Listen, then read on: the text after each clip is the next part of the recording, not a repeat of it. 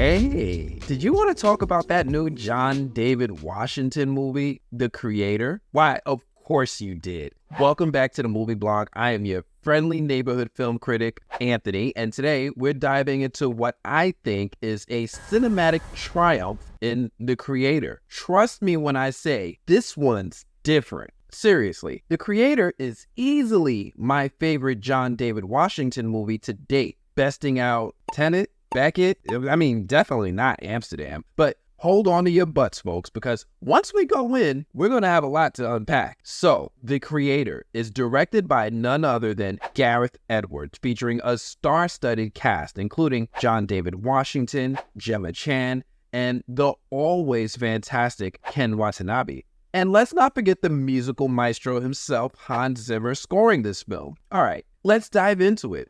Imagine a world where cutting-edge technology blurs the line between memories and reality.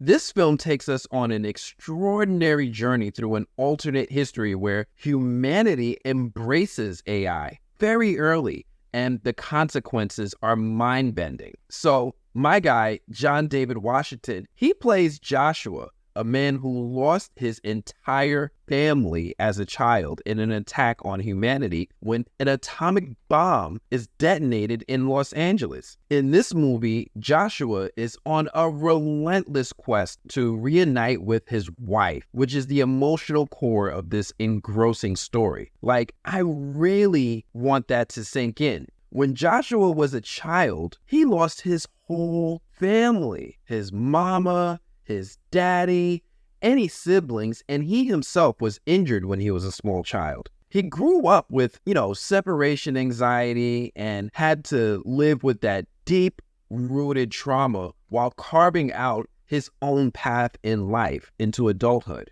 He somehow was able to pull himself back together years later and met a girl, and then he fell in love, and he got married. Now, she's missing. Like, seriously, this is heart-wrenching stuff. This is not, I repeat, this is not your typical sci-fi flick. The Creator is a roller coaster of emotions and borrows from several genres to deliver this narrative. The movie does a really good job of blending elements of like buddy cop movies, revenge tales, and there's even a profound exploration of what actually defines the word family. In the movie, John is joined by Gemma Chan and, like I said, the incomparable Ken Watanabe. And with this team, Washington is able to deliver a career-high performance, while director Gareth Edwards weaves a narrative that's as gripping as it is visually stunning. Now, I understand if you look at this movie and it feels like The Creator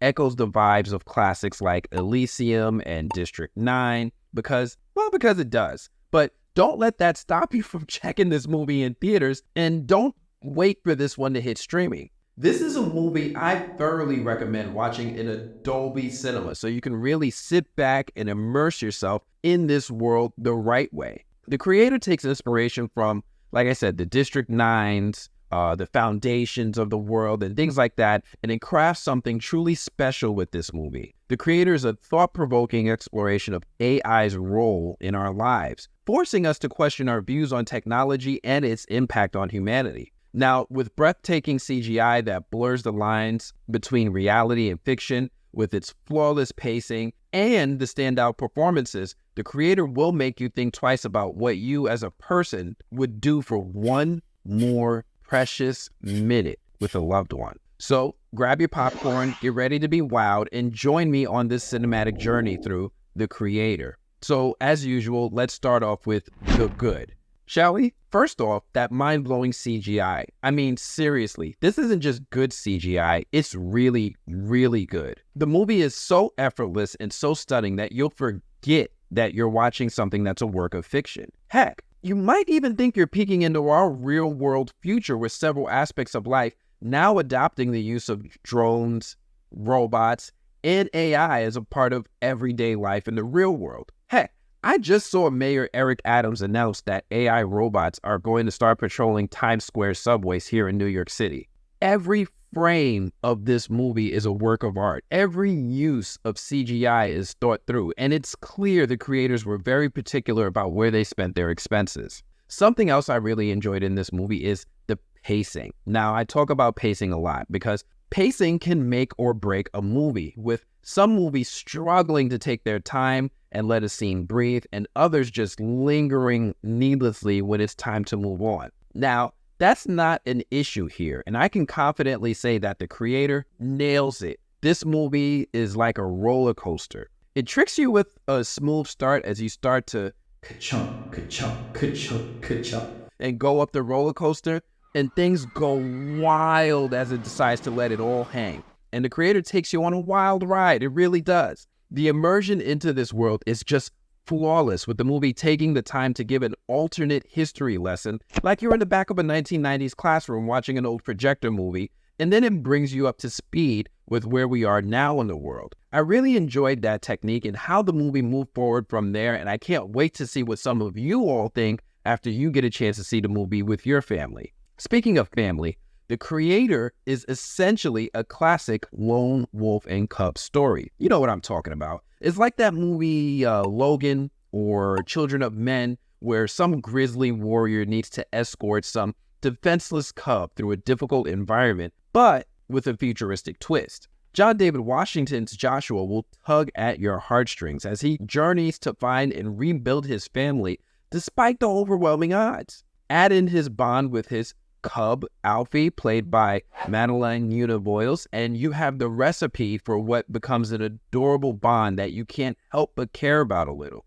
Now, I'm going to admit, it takes a while because these two don't really gel at first, but they grow on each other, and they grow on you as the story progresses. It's like they start as oil and water at the beginning, and it's a little hard to swallow, but given time, they become a perfectly mixed cocktail that you can't help but sip by the end. And I really appreciate what the filmmakers put into their story arc to make you invested in Joshua's journey. Now, something I also really liked is John David Washington's performance.